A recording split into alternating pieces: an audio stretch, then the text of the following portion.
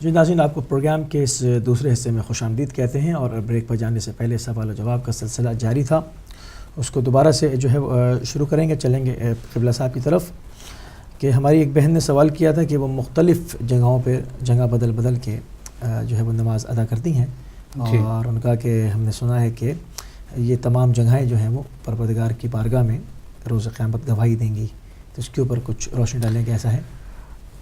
بسم اللہ الرحمن الرحیم۔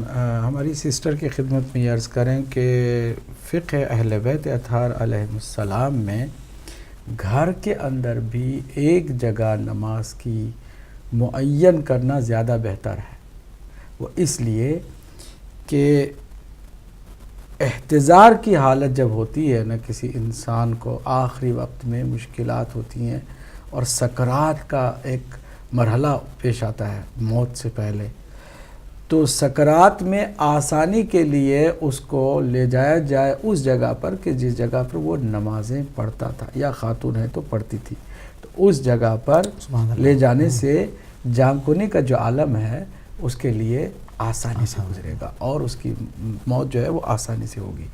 تو اس لحاظ سے بہتر یہ ہے کہ کسی ایک جگہ کو گھر میں معین کرے، یہ نہیں کہ جگہ جگہ پر پڑھتے رہے، ہاں باہر جب نکلے تو جگہ جگہ پر جائے۔ مسجد میں مناسب نہیں ہے کہ کسی ایک جگہ کو آپ اپنی ریزرو کر کے چھوڑیں، کیونکہ اللہ کا گھر ہے، اس میں سب کا حق حاصل ہے، سب کو حق حاصل ہے۔ یہ نہیں کہ آپ نے ایک جگہ پر ریزرو کر رکھی ہے اور اس جگہ پر کسی اور کو بیٹھنے نہیں دے رہے، یہ بھی ایک قسم کی جو ہے دہشت گردی ہوتی ہے کہ جو نمازی جو ہے دوسروں کے اوپر روب جماتا ہے کہ میری یہ جگہ ہے۔ باقی اپنے گھر میں بہرحال اس کو اپنی جگہ معین کرنے میں زیادہ ثواب ہے۔ جی ایک اور کالر کو شامل کریں گے۔ السلام علیکم ورحمۃ اللہ۔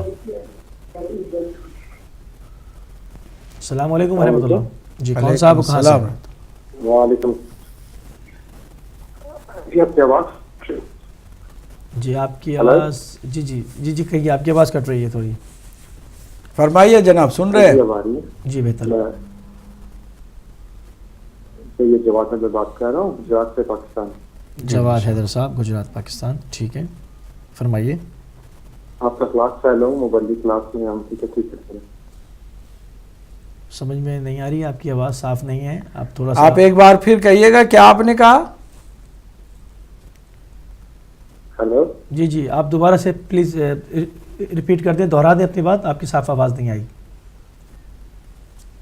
جی میرا سوال ایسا تھا کہ مطلب اہل سنت کے نزدیک جو پاک رہتے ہیں ان 19ویں 21ویں 25ویں اور 27ویں اور 29ویں، اور ہمارے فقہ میں جو میں نے دیکھا وہ 19ویں 21ویں اور 23ویں کا زیادہ ذکر ہے، تو 25ویں 22ویں اور 29ویں کی اہمیت جو ہے وہ فقہ اہل بیت میں کیا ہے، اگر یہ بنا مسئلہ ایکسپلین کر دیں۔ ٹھیک ہے جی ٹھیک ہے ٹھیک ہے بھائی، جزاک اللہ۔ دوسرا سوال تھا جناب مخصوصاً سید صاحب کا، جی کہ جو انہوں نے کہا کہ بخاری انہوں نے کھولی ہوئی ہے، 2010 جو احادیث ہیں وہ جناب عائشہ سے ان کے سامنے ہیں، اور جو ہے وہ اس پہ کتنے پرسنٹ جو ہے وہ انہوں نے کہا کہ درست اس میں ہیں، اور کیا ایک عورت کی گواہی جیسے کہ دو مردوں مطلب دو عورتوں کی گواہی ایک مرد کے برابر ہوتی ہے، تو کیا وہ اطلاق جناب عائشہ پہ ہوگا اور یہ سب معاملہ؟ جی بسم اللہ الرحمن الرحیم، بہت عمدہ یہ بھی سوال ہے۔ خاتون اگر ایک ہے تو اس کی گواہی بہرحال اس اکیلی کی گواہی کافی نہیں ہے، مگر یہ کہ کوئی مرد گواہی ساتھ میں دے یا کوئی اور خاتون بھی گواہی ساتھ میں دے۔ اگر حدیث سے آپ کوئی عقیدہ بنا رہے ہیں یا حدیث سے آپ کوئی فقہی مسئلہ حل کر رہے ہیں تو بہرحال خالی حضرت عائشہ کی روایت کافی نہیں ہوگی۔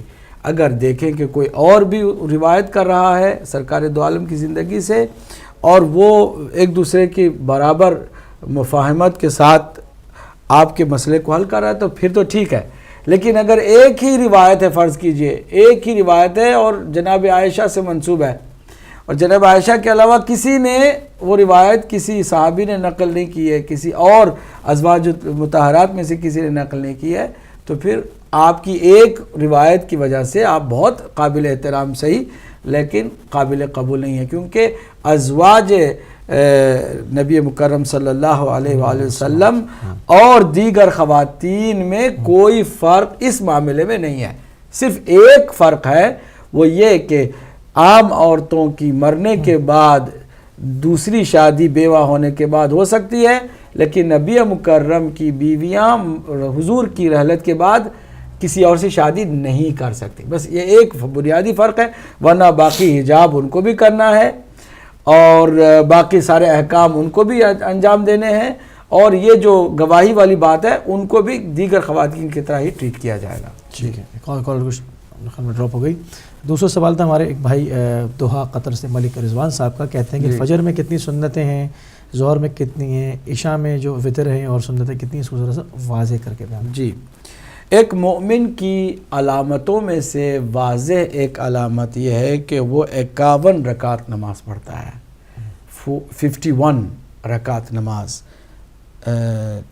24 آورز میں، اپنے شب و روز میں اس کو 51 رکعت نماز پڑھنی ہے. وہ ایک علامت ہے مومن کی. جو شیعہ اتنا عشری ہے اس کی یہ علامت ہے. جیسے داہنے ہاتھ میں انگوٹھی کا پہننا، بسم اللہ کا بلند آواز میں پڑھنا، اس کی علامتوں میں سے یہ بھی ایک علامت ہے.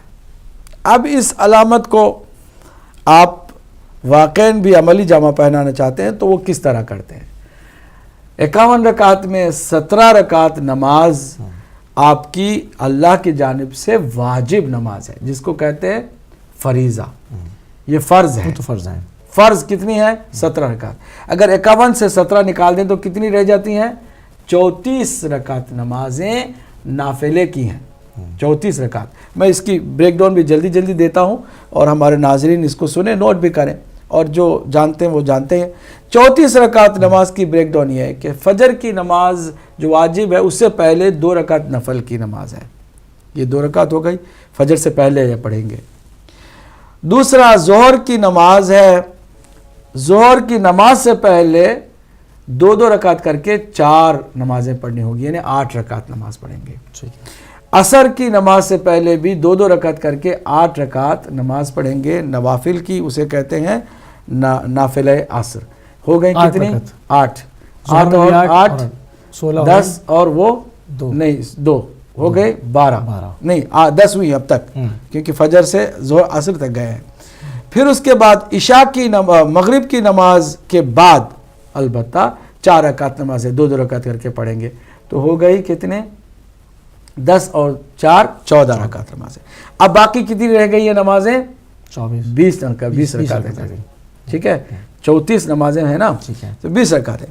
20 میں اب 11 رکعت نمازیں جو ہے تہجد کی نکالیں. تہجد کی نماز آپ کے مستحبات میں سے ہے.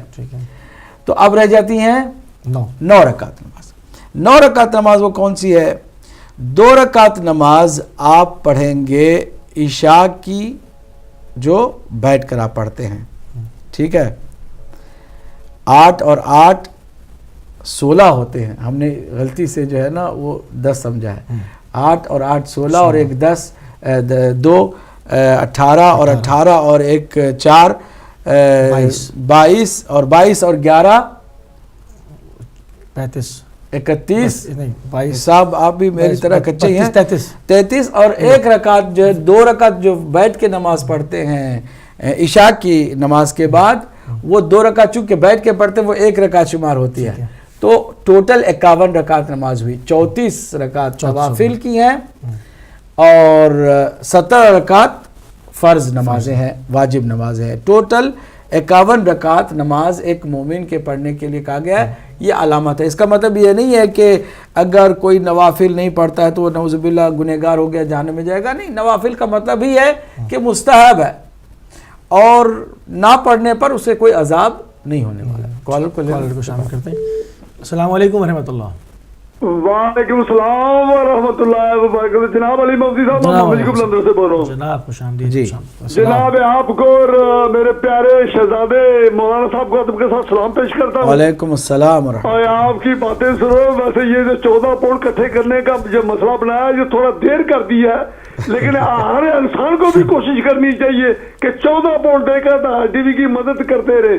تو باقی یہ ہے کہ سب کچھ کرنے کے باوجود میری سمجھ میں نہیں آتا کہ لوگ اللہ تعالیٰ کے نبی اور اہل بیت کے ساتھ پیار کرنے کے لیے کیوں نہیں حاضر ہوتے، کیونکہ پیار کے بغیر کوئی بندگی کامیاب نہیں ہو سکتی۔ بے شک اللہ تعالیٰ کے نبی نے بھی یہی فرمایا ہے کہ پیار اور قرآن کے ساتھ ہو جاؤ۔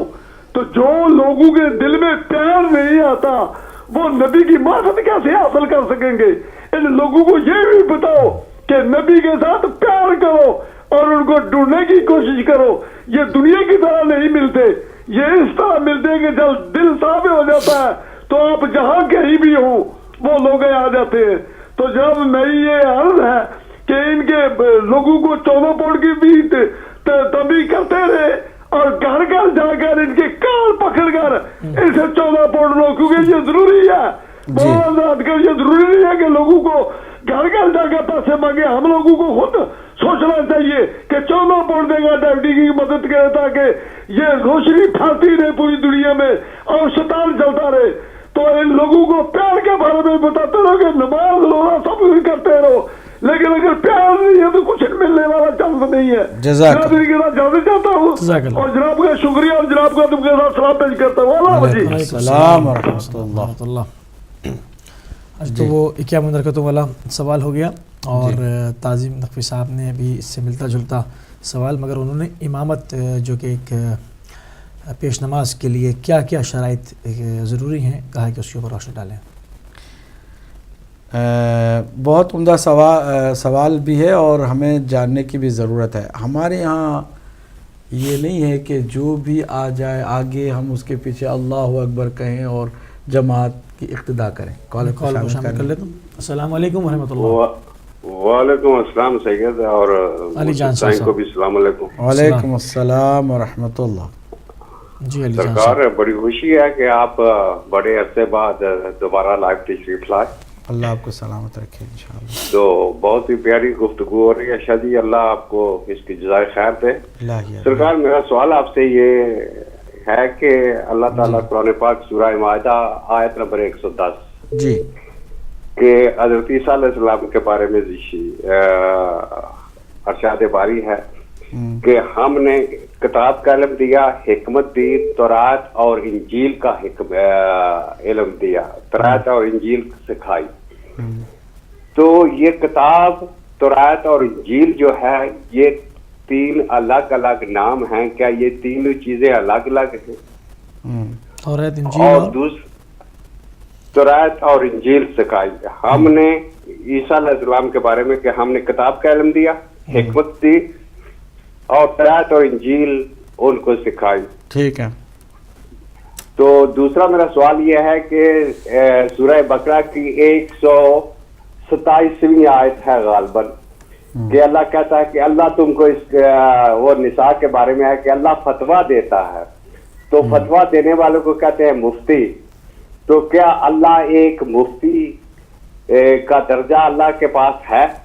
اور جو لوگ یہ کہتے ہیں کہ مولا اگر علی کو کہا جائے تو شرک ہو جاتا ہے، تو جو اپنے آپ کو مفتی کہلاتے ہیں کیا وہ پھر وہی شرک نہیں کرتے؟ شکریہ جی۔ جزاک اللہ، جزاک اللہ۔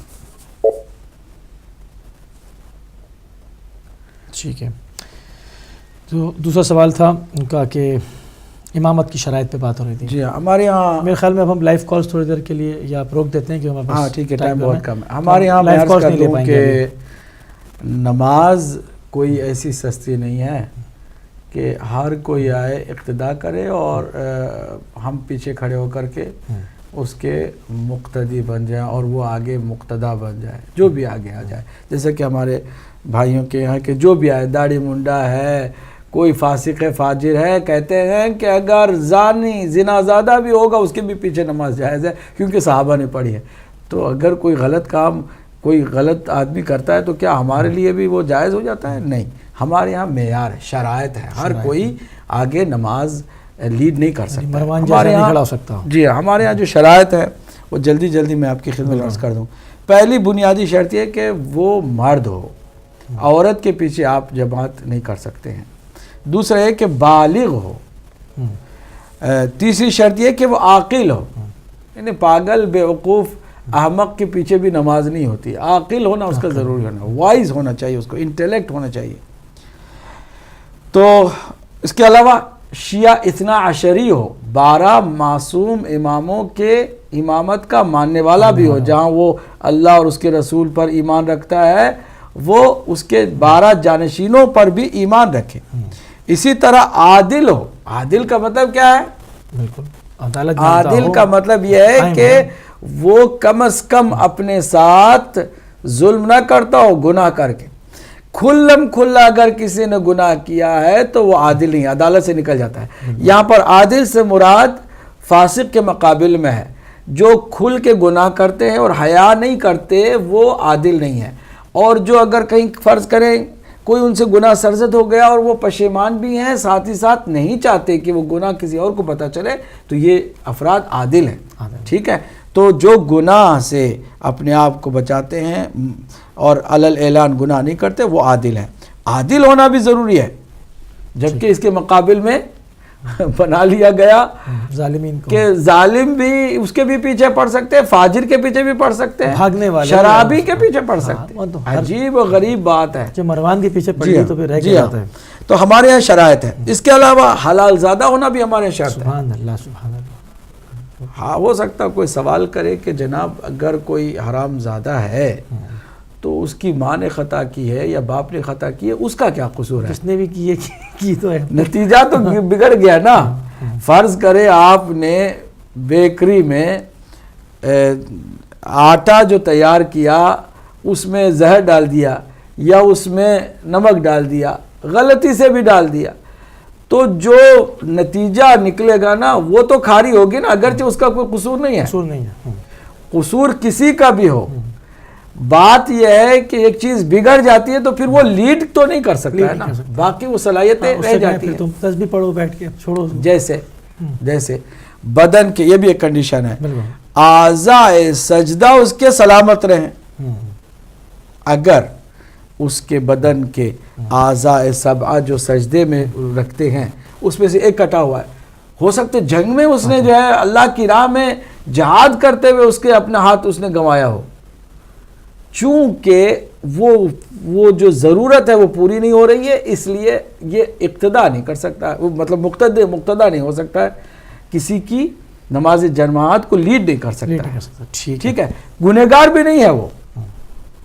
تو یہ نہیں کہ میرا کیا قصور ہے، میرا تو اللہ کی راہ میں ہاتھ گیا تو میں تو نماز پڑھاؤں گا۔ بھائی آپ نماز نہیں پڑھا سکتے، باقی سارے دوسرے کام کر سکتے ہیں۔ تو اسی طرح حرامزادہ اگر کوئی ہے تو اس کا کوئی قصور بھی ہو نہ بھی ہو تو بھی بہرحال پڑھانے کے قابل تو نہیں رہ جاتا ہے۔ اس کے علاوہ شرط ہے جو بہت اہم ہے، اس شرط کو بعض لوگ اتنی اہمیت دیتے ہیں، باقی تمام شرطوں کو بلا دیتے ہیں، کہ وہ تمام نماز کے احکام کا علم رکھتا ہو اور صحیح تلفظ کے ساتھ نماز کے جملات کو ادا کر سکتا ہو۔ اچھا، اس کے چکر میں کچھ لوگ کیا کرتے ہیں، باقی کسی چیز کو نہیں دیکھتے، باقی گناہگار ہے کیا ہے دیکھتے ہیں، ہاں بھائی کیا ہے سعودی عرب سے جناب وہ امام کعبہ کیا اچھی آواز لہن میں جو ہے وہ تلاوت کر رہا ہے، بھائی وہ صرف لہن ہی رہ گیا، باقی پیچھے اس کے اعمال دیکھو، اس کا کردار دیکھو، وہ کس کی وہ کرتا ہے، طرفداری کرتا ہے اور ایک ظالم کی نوکری کرتا ہے۔ یہ ساری باتوں پر لوگ توجہ کس کا کیا تو بہرحال یہ کل ٹوٹل شرائط ہیں جس کو ہم نے آپ کی خدمت میں بتا دیا۔ خلاصہ کر کے جلدی بتاتا تھا کہ لوگوں کو یاد رہے، مرد ہو 1، عادل و بالغ ہو 2، عاقل ہو 3، شیعہ اثنا عشری ہو 4، عادل ہو 5، حلال زادہ ہو 6، اور نماز کے احکام اور نماز کو صحیح ادا کرتا ہو۔ یہ 7 کم سے کم اس کی شرائط ہیں۔ یہ اگر شرائط پورے ہوتے ہیں تو کوئی بھی آئے آگے بسم اللہ نماز پڑھائے، اور اگر نہیں تو خدا کے لیے نہ خود مصیبت میں ڈالے نہ لوگوں کو مصیبت میں ڈالے۔ سبحان اللہ۔ ایک اور سوال تھا ہمارا گجرات سے کیا تھا ہمارے بھائی نے کہ طاق راتیں جو ہمارے کی ہیں 19 سے شروع ہوتی ہیں، جی ہاں، اور ہمارے برادران کی ہیں جو ہے وہ بھی 19 سے شروع ہوتی ہیں، لیکن ان کا سوال یہ تھا کہ ہم 19، 21 اور 23 کی راتوں کو اہمیت دیتے ہیں اور شبہ قدر جو ہے ان میں مناتے ہیں، اور باقی 25ویں رات اور 27ویں رات اور 29ویں رات کو اہمیت نہیں دیتے، خاص کر 27ویں رات کو جو کہ اہل سنت کے یہاں وہ شب قدر کی رات ہے۔ ہم یہ ان کی خدمت میں عرض کرتے ہیں کہ اہل سنت کے شب قدر ایک ہی دن پر جو ہے وہ انحصار کرتے ہیں، اور وہ 27ویں رات ہے۔ ٹھیک ہے، وہ 19ویں کی رات شب قدر کے طور پر نہیں کرتے، 21ویں کی رات شب قدر کے طور پر نہیں کرتے، 23 کی رات کو شب قدر کے طور پر نہیں کرتے، ایک رات کرتے. چلے ٹھیک ہے، ہم جو ہے مکتب اہل بیت کے ساتھ وابستہ ہے ان معصوم اماموں کو کہ جن کے پاس جبرائیل امین تمام امور کو لے کر حاضر ہوتے ہیں. شب قدر، شب قدر ہے کیا؟ جہاں اس کو شب قدر کہتے ہیں قدر و منزلت کی رات، شب قدر کہتے ہیں تقدیروں کی رات، اسی طرح شب قدر کہتے ہیں اقتدار اہل بیت کی رات. سبحان اللہ. امام زمانے کے پاس آتے ہیں فرشتے سارے جبرائیل کے ساتھ وہ سارے تمام لوگوں کے فیصلے لے کر آتے ہیں. تو یہ اقتدار ہے امام مہدی علیہ السلام کی رات، وہ رات اقتدار کی رات. تو انہوں نے کہ جن کو معلوم ہے کہ کون سی رات شب قدر ہے، کیونکہ شب قدر کو اللہ نے واضح طور پر نہیں بتایا، نبی مکرم نے بھی نہیں بتایا، کسی نے بھی نہیں بتایا کہ وہ کون سی شب ہے. کیوں نہیں بتایا؟ معین کیوں نہیں کی؟ فکس کیوں نہیں کی؟ اگر فکس ہو جاتی ہے اور اس رات فکس ہونے کے باوجود جانتا ہوا کسی نے گناہ کیا تو عذاب بھی آ سکتا ہے. اللہ کا یہ کرم ہے کہ اس نے اس کو پردے میں رکھ دیا کہ عذاب سے تم کو ہم بچاتے ہیں، فکس نہیں کرتے، معین نہیں کرتے کہ تم جانتے ہوئے گناہ نہ کر جاؤ. چونکہ معلوم نہیں ہے لہٰذا جہالت اور نادانی میں جو گناہ ہوتا ہے نا وہ عذاب نہیں اس کے اوپر آتا. اب ذرا معصومین نے جو فرمایا ان 3 راتوں میں سے ایک رات ضرور شب قدر ہے. کسی نے اصرار کیا کہ پھر بھی ہم کس پر زیادہ اہمیت دے کر عبادت میں زیادہ جد و جہد کریں. فرمایا کہ 21ویں اور 23ویں کی رات. اب اس سے بھی کم نہیں، کم سے کم تمہیں کیا ہو گیا کہ ان 3 راتوں میں احکام یہ شب قدر کے جو اعمال ہیں اس کو انجام دو تاکہ تمہیں شب قدر کا ادراک ہو سکے. سبحان اللہ. جی علی جان صاحب کا سوال تھا کہ ہم نے جناب عیسیٰ علیہ السلام کا ذکر ہو رہا ہے قرآن میں، ریفرنس دیا انہوں نے کہ ہم نے تمہیں کتاب دی، توریت کا علم دیا، انجیل کا، تو یہ اس میں کیا فرق ہے؟ 3 کتابیں ہو گئی ہیں. دیکھیے توریت انجیل سے پہلے ہے اور اس میں کمپلیشن نہیں ہے، اس میں مکمل اللہ کا علم نہیں ہے، تھوڑا سا ہے وقتی طور پر. انجیل آئی اس میں اضافہ ہوا اور لیٹسٹ جو کتاب آئی وہ انجیل ہے. انجیل کے بعد جو قرآن آئی وہ جو لیٹسٹ کتاب ہے. اب جو قرآن میں علم خداوندی ہے جو قیامت تک کے لیے مفید ہے اس کے اندر انجیل کا بھی سارا علم ہے، توریت کا بھی سارا علم ہے، زبور کا بھی سارا علم ہے، باقی تمام صحیفوں کا بھی سارا علم موجود ہے. جبکہ توریت میں بہت ساری وہ باتیں نہیں ہیں کہ جو انجیل میں ہیں اور انجیل میں بھی بہت ساری وہ باتیں نہیں ہیں کہ جو قرآن میں مجید میں ہیں. لہٰذا یہ الگ الگ چیزیں ہیں اور ان سب کا علم حضرت عیسیٰ علیہ السلام کو دیا کیونکہ وہ انجیل کے صاحب تھے، صاحب انجیل ہے. تو انجیل سے پہلے توریت کا بھی علم انہیں ہونا چاہیے تاکہ وہ لیٹسٹ علم خدا کے ساتھ بندگان خدا کو اللہ کا پیغام دے اور اللہ کا علم پہنچائے. اب سرکار دو عالم کے پاس تمام صحیفوں کا علم تھا، قرآن مجید میں تمام کا علم موجود ہے. لا رتبن ولا یابسن الا فی کتاب مبین. نہ خشک و ترک میں کوئی ایسی چیز ہے کہ جس کا علم قرآن مجید میں نہ ہو جو کہ کتاب مبین ہے.